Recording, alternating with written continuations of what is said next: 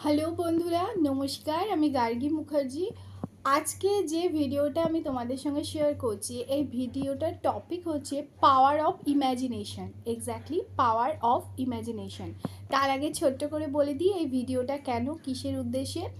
আমি বিশ্বাস করি বা আমি এটা মানি যে যে যে বিষয়গুলো থেকে আমি শিখেছি বা যে যে বিষয়গুলো আমার লাইফে কিছু অড সিচুয়েশান, কিছু বাজে সিচুয়েশান থেকে আমাকে বার করতে সাহায্য করছে। ডেফিনেটলি এরকম সিচুয়েশান অনেকেরই তোমাদের হয়তো হবে বা হয়েছে। তো এরকম সিচুয়েশান যদি তোমাদের লাইফে আসে, তোমরা কিভাবে সেখান থেকে বেরোবে। আর আমি যে ভিডিওগুলো করি প্রত্যেকটা একদম রিয়েল লাইফ, যেগুলো আমি এক্সপিরিয়েন্স করি, আমি সামনে দেখি এবং সেই ঘটনাটার ফলে কিভাবে রেকটিফাই হলো, কিভাবে জিনিসটা ঠিক হলো, সেটা দেখে আমি যেটা শিখি সেটাই তোমাদের সঙ্গে শেয়ার করি। আর এটাই হচ্ছে আমার ভিডিও বানানোর মেন মোটিভ, নিজে শেখা আর সেটা তোমাদের সঙ্গেও শেয়ার করা, যাতে তোমাদেরও অনেকটা বেটারমেন্ট হয়। আজকে আমি দুটো ঘটনা বলবো আমার লাইফেই ঘটেছে, যে দুটো ঘটনা যথেষ্ট অড একটা সিচুয়েশন ছিল এবং পাওয়ার অফ ইম্যাজিনেশন এইটার মাধ্যমে, মানে কিছু কল্পনা করার ফলে ওই সিচুয়েশানটার থেকে কি করে আমি একটু আরাম পেয়েছি, ওই সিচুয়েশানটার থেকে কি করে আমি সাকসেসফুলভাবে বেরিয়ে এসেছি, এই দুটো একদম রিয়েল লাইফ ঘটনা তোমাদের সঙ্গে শেয়ার করব। তাহলে তোমরা বুঝতে পারবে এই যে আমি তোমাদের বলছি পাওয়ার অফ ইম্যাজিনেশন বিষয়টা কী। বিষয়টা হচ্ছে চিন্তা, কিছু ভালো চিন্তা, যেটা কিছু ভালো ঘটনা যেগুলো আমাদের লাইফে আগে ঘটেছে, যেটা থেকে আমরা অনেক হ্যাপি হয়েছিলাম বা অনেক আমরা শান্তি পেয়েছিলাম, রিলিফ পেয়েছিলাম, সেটা নিজের ভেতর, ওই ফিলিংসটাকে নিজের ভেতর স্টোর করতে জানা, স্টোর করতে শেখা। আমরা ভালো ঘটনাগুলো দেখবে খুব তাড়াতাড়ি ভুলে যাই, নেগেটিভিটিগুলো কিন্তু খুব মনে রাখি, ও আমার সঙ্গে এই করেছিল, ও এত কষ্ট হয়েছিল।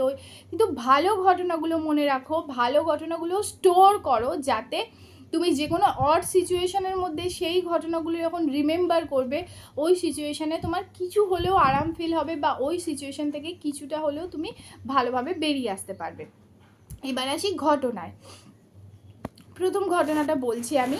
প্রথম ঘটনাটা তোমরা তো জানো, বর্ধমান 2016 মুক্ত বাংলার যে বিউটি কন্টেস্টটা হয়েছিল, সেখানে আমি উইনার ছিলাম, ক্যাটাগরিক্যাল উইনার ছিলাম। ওটা হচ্ছে বেস্ট বিউটিফুল স্মাইল হয়েছিলাম আমি। এখানকার একটা ঘটনা আমি তোমাকে বলছি, ওকে। দেখো, আমাকে তিনটে জিনিসের জন্য যখন ফাইনাল রাউন্ডে উঠলাম আমি বুঝতেই পেরেছিলাম যে তিনটে জিনিসের জন্য, এই তিনটে আমার স্ট্রং পয়েন্ট আছে, কোনো একটা আমার হবে, নাহলে তিনটেই হবে, নাহলে ফাইনাল মানে কিছু একটা হবে। তো একটা ছিল বেস্ট বিউটিফুল হেয়ার, কারণ তোমরা হয়তো জানো কি জানো না আমি জানি না, আমার হেয়ারটা অনেকটা ঠিক, একটা হেয়ার মানে বেস্ট বিউটিফুল হেয়ারের জন্য, অথবা বেস্ট বিউটিফুল ফেস হতে পারতো আমার, অথবা বেস্ট বিউটিফুল স্মাইল।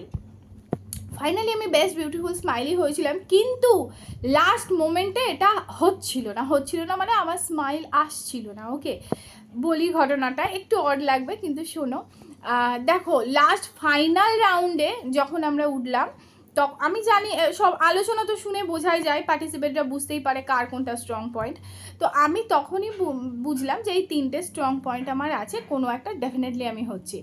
তো তখন আমাকে একজন বলল, একজনকে তো আর তিনটে দেওয়া যায় না, তো তখন আমাকে মানে ওখানকারই মানে কর্মকর্তাদের মধ্যে একজন বললেন যে গার্গী, তোমার চুলটা আমরা টপ নট করছি, তোমার কোনো আপত্তি নেই তো। আমি বুঝে গেলাম যে হেয়ারটা, বেস্ট বিউটিফুল হেয়ারের ক্রাউনটা আমার আসছে না, কেন কি আমার চুলটা টপ নট করা মানে ওটা হাইট করা হবে, I can show my hair স্টেজে, রাইট? যখন র্যাম্প ওয়াকটা হবে, I can't show my hair.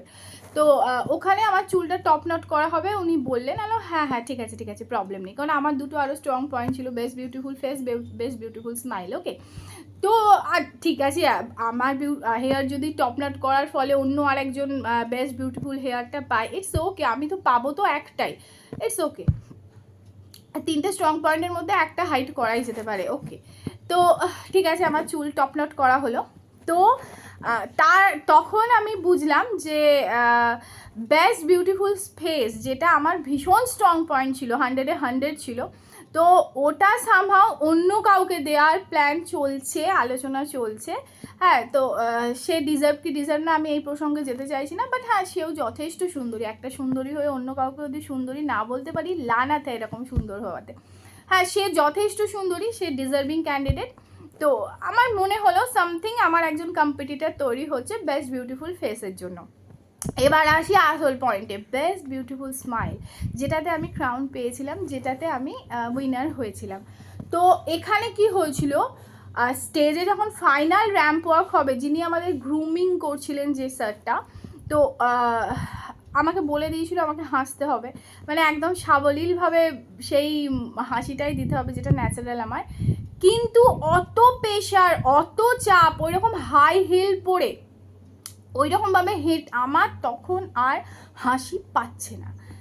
Exactly আমার তখন আর হাসি পাচ্ছে না। আমি জাস্ট মানে তিনটে প্লাস পয়েন্ট ছিল, সেখান থেকে আমার এবার হাসিই পাচ্ছে না। তো মানে হাসলে কেমন বলো তো, এরকম টাইপের মানে সাবলীলভাবে হাসিটা আমার আর আসছে না তখন। তো তখন মানে আমি একটু টেনশন করছিলাম, টেনশানের কিছু না, কম্পিটিশানে ছিল না, হাসিই পাচ্ছে না, এই কেলো করেছে ন্যাচারাল যেরকম আমি। তো তখন ওই দাদাটা আমাকে বললো যে গার্গী তুই এক কাজ কর, তুই বেস্ট কিছু ইম্যাজিন কর যেটাতে তোর হাসি, মানে যেটাতে তুই খুশি হোস, এমন কিছু ইম্যাজিন কর, আর তারপর তুই ওয়াকটা শুরু কর। হ্যাঁ, এই যে স্টেজে যে র্যাম্পের যে ওয়াকটা আমি করব, ফার্স্ট তুই কিছু ইম্যাজিন কর, তারপর তুই যেরকম কোমরে হাতটা দে, আর তারপর তুই ওই হাসিটা দে। তুই ইম্যাজিন কর তোর যেটা ভালো, তুই ভাব তোর কোন জিনিসটা তোর তোর ভালো লাগে, খুশি হোস। তো তখন আমি ভেবেছিলাম কিছু কিছু জিনিস, লাইক তখন আমার চকু ছিল, চকুর কথা ভেবেছিলাম, বা আমার যেটা ভেবেছিলাম সেটা আমার একান্তই ব্যক্তিগত, সেটা আমি বলছি না, কিন্তু হ্যাঁ আমি ভেবেছিলাম অবশ্যই কিছু ভালো ভেবেছিলাম যেটাতে আমি খুশি হই। তো তারপর আমি ওইটা ভাবার পর, স্মাইলটা দেওয়ার পর আমি হাঁটা শুরু করেছিলাম। আর ফাইনাল রাউন্ড দিয়ে ঘুরে এসে যেরকম মানে ইয়েরা পার্টিসিপেটরা হাঁটে র্যাম্প ওয়াক করার পর, তখন যখন মানে অ্যানাউন্সমেন্ট হলো, আমি শুনলাম যে হ্যাঁ চলো বেস্ট বিউটিফুল স্মাইলটা আমি হয়েছি। তো এটা আমার লাইফে একটা এক্সপিরিয়েন্স ছিল। এটা থেকে আমি শিখেছি যে ইম্যাজিনেশনের ক্ষমতা অনেক বেশি, ইম্যাজিন করার ব্যাপারটা অনেকই বেশি, কিছু ইম্যাজিন করার ঘটনা সত্যিই অনেক বেশি, মানে তার পাওয়ারটা অনেক বেশি। এটা ছিল একটা ঘটনা। সেকেন্ড ঘটনা নিয়ে আর একটা ভিডিও আসবো, কেন কি ভিডিও বড় হয়ে যাচ্ছে। এই সেকেন্ড ঘটনা রিসেন্ট হয়েছে, অবশ্যই তোমাদের সঙ্গে শেয়ার করব।